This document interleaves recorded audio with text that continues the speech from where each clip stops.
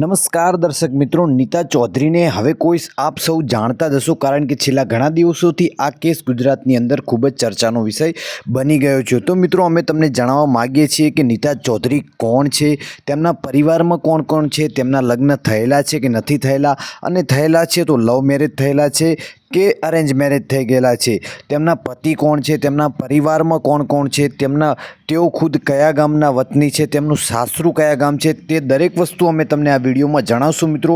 તો મિત્રો, વિડીયો અંત સુધી જોવાનું ચૂકતા નહીં, અને ગમે તો વિડીયોમાં લાઇક શેર કોમેન્ટ જરૂરથી કરજો મિત્રો। નીતા ચૌધરી પાલનપુરના એક ગામના વતની છે, તેમનું સાસરું બદરપુરા છે તેવું માનવામાં આવી રહ્યું છે મિત્રો। તેમના પતિ પોતે ઘરકામ જ ખેતીવાડીનું સંભાળે છે અને સારી એવી ઇન્કમ પણ આવે છે મિત્રો। તેમના પતિનો વિડીયો પણ અમે તમને વિડીયોની અંદર દેખાડી ચૂક્યા છીએ, તમે જોઈ શકો છો મિત્રો।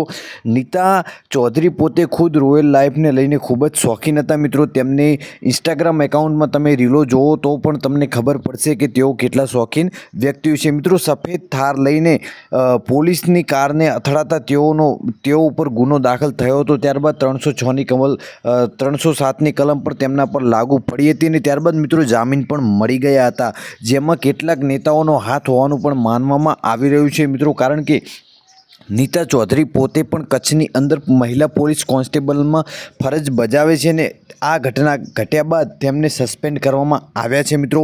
આ ઘટના બાદ તમારું શું કહેવાનું થાય છે મિત્રો, જરૂરથી જણાવજો, કારણ કે તેઓ થાર ગાડી લઈને જઈ રહ્યા હતા અને તેની અંદર દારૂનો જથ્થો પણ મળી આવ્યો હતો।